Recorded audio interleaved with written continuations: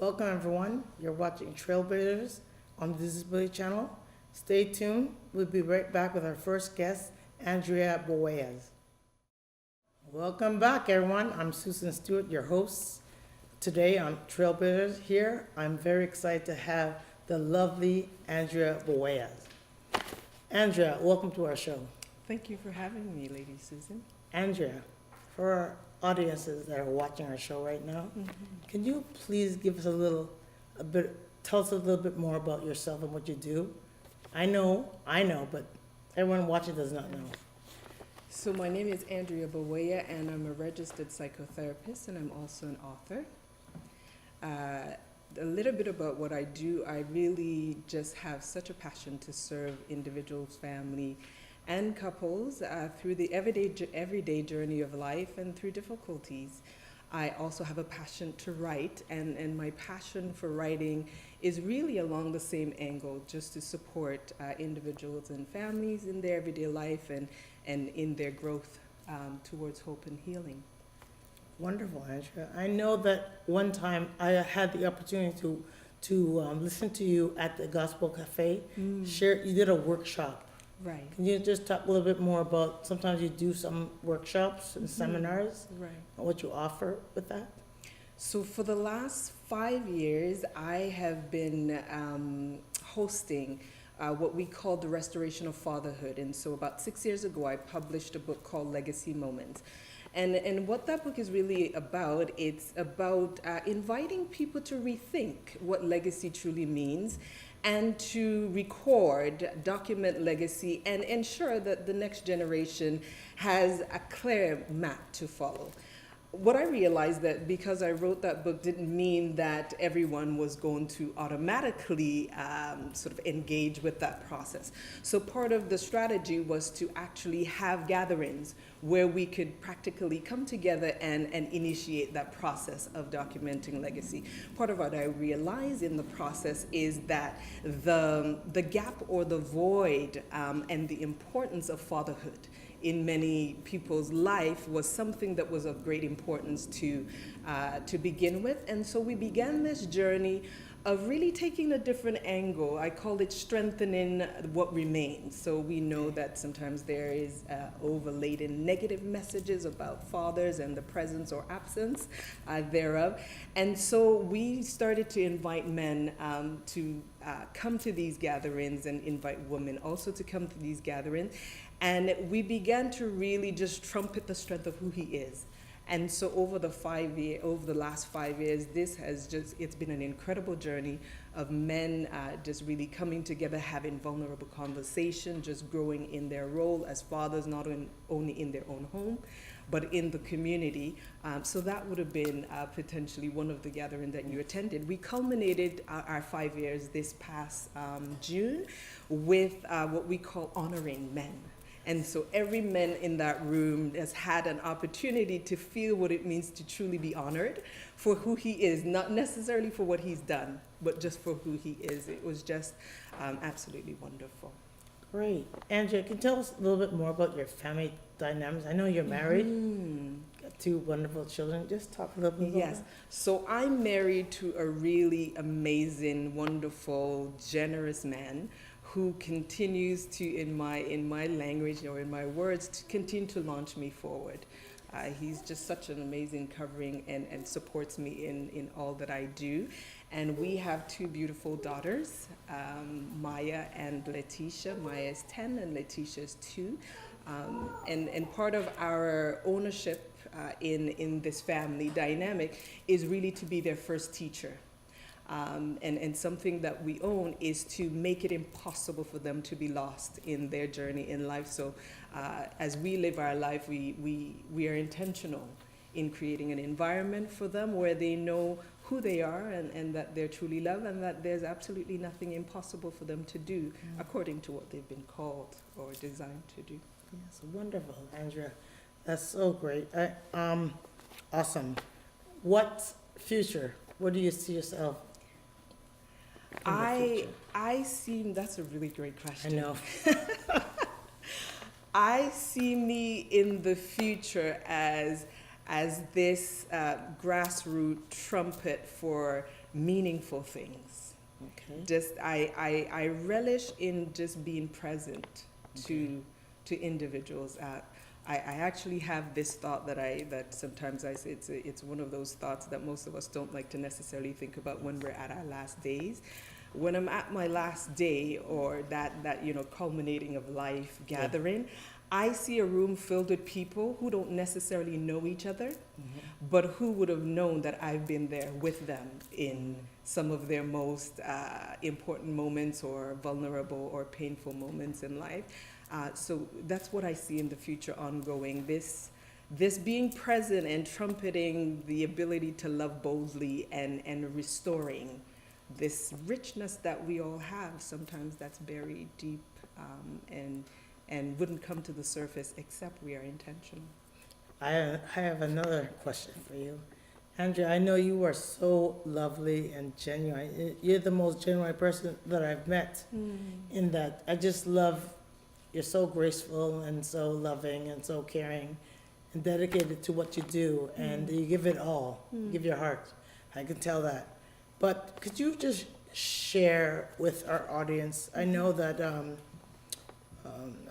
we've had some conversations ourselves, but could you just share a little bit more about like what things that you were a little, I know you don't act nervous, you're not nervous, but how do you get through speaking in front of people? You ask really great questions. There is a focus, there's a deeper strength to who I am. I was at a team meeting this morning, and something that we talked about was the difference between our capacity and our potential. Okay. And so for me, and for all of us, because we are human, we get to the place where we question whether we are enough, whether we have what it takes to do what we're called to do in that moment. And I'm part of that group too. I don't always think that I have enough, that I have enough strength or enough education or enough whatever in that moment. But I have a deeper capacity in my relationship with God that I draw on. Yes. And it really does make a difference. So when I serve individuals, for example, I work with individuals that have walked through very, very tough traumatic experiences. If I truly think that I'm called to carry that just on my own, I will not be present. Yes. For the next day to serve another person.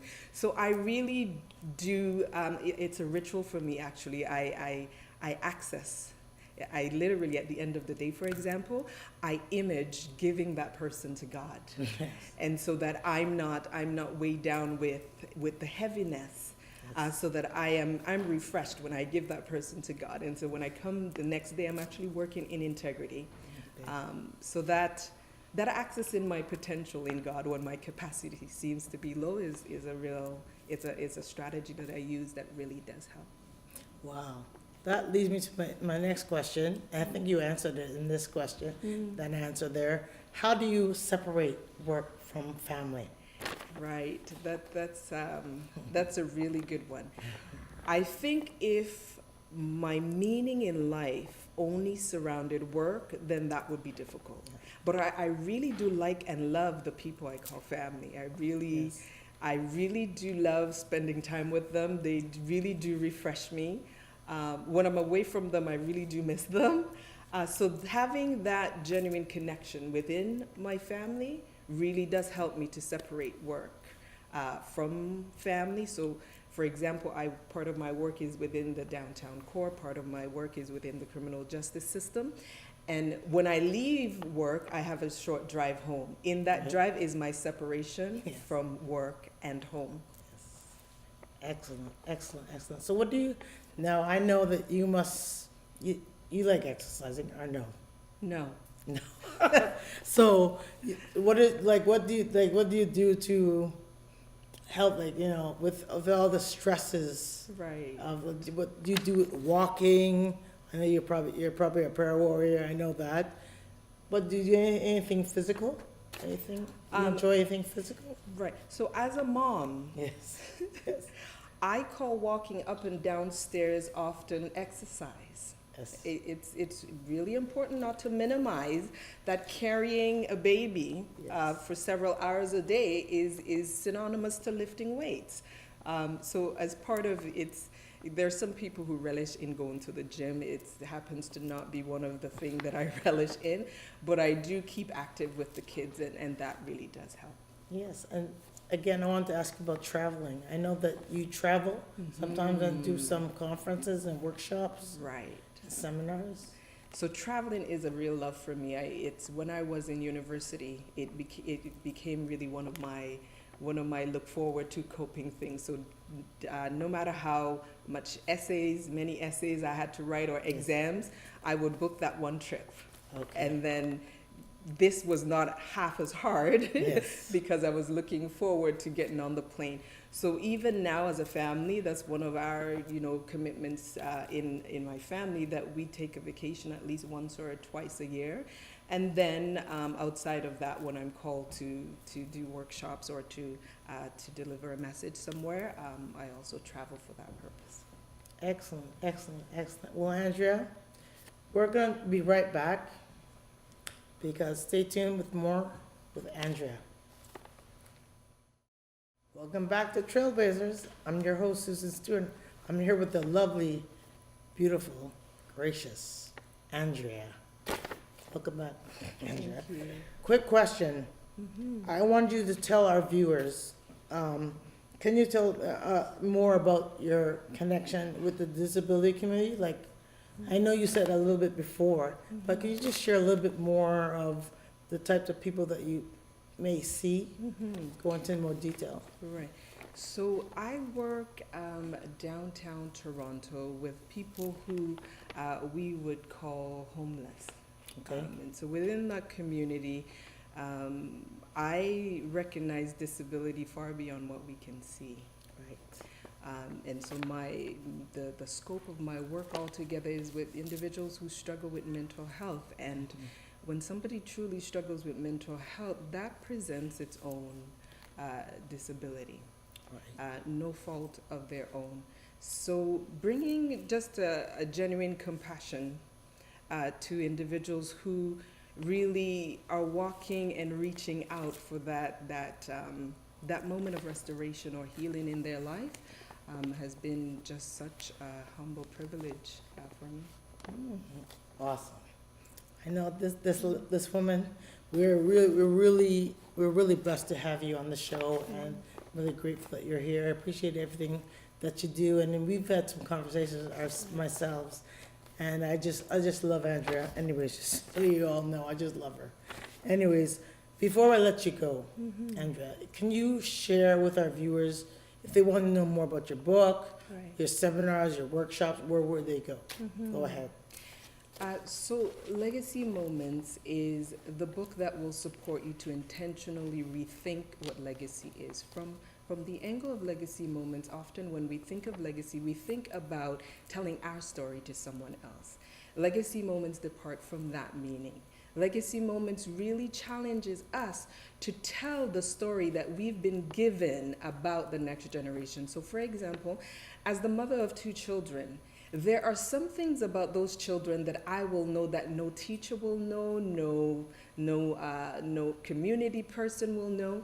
I tell this story that I was having a conversation with my little niece, who was about 3 at the time, and so she was having a conversation with me on the phone. And then I started chuckling, and then her mom comes on the phone, and I said, "Oh, why is she telling me about epidural?" And her mom started laughing, and she said, "No," she said, "I closed the door." Even in that simple interchange, for me, there was a deep meaning, because I was not able to understand precisely what she was saying, but her mom got it clearly. In all of our lives, there's someone that we've been given to who is meant to be a steward to us, and they've been given a clear understanding of who we are. And if they don't tell us, if it's not documented, we become like, a ship with a sail, without a sail in the wind. And so we see some of the issues that the generations that are coming up are struggling with is because there is that lack of connection and the pass on of the legacy that they're meant to know clearly in their life. So legacy moments will support you to truly rethink what legacy is and ensure that it is passed on. It is first lived and passed on. Secondly, I'm actually just about to publish my second book that is called The Heart of a Good Thing. And that book is focused on supporting women in really living out the treasure of who we are as women in marriage. I'm so excited about what that book will yield. It's going to really trumpet a loving boldly, and with a heart of restoring what has been broken. So again, sometimes our capacity is broken, but it doesn't mean that our potential is not yet full. And so this book is really going to, I believe, is going to have a real impact. To find me at this point, there's a website, legacymoments.ca. And in my psychotherapy work, it is just Andrea Boweya. So that's it. Okay, well, that's awesome. We just love you, Andrea. I love do. you too. I love you too. I love you. Anyways, stay tuned. We're going to wrap the show right now, and we'll be right back to wrap the show. We're back to Trailblazers. I'm your host, Susan Stewart. Thank you, Andrea. We were so honored to have you in our presence, and we want to let all our viewers know we thank you for watching us. Please continue to watch us. You can watch more of our shows on the Disability Channel, www.thedisabilitychannel.ca. You can also follow me on Trailblazers. I am Trailblazers. You can also go to our Facebook page, Trailblazers. Also, exciting news. I love our set. I hope you all enjoy our set too. This is the first time that we're sitting in this set, and Andrea was the first to bless it with being here. And I also want to let our viewers know that February the 6th at my share, I will be hosting my show live recording at Air Mills Town Center, and I really wish and hope you all stay tuned and watch it. It's going to be exciting times. I thank you all for watching.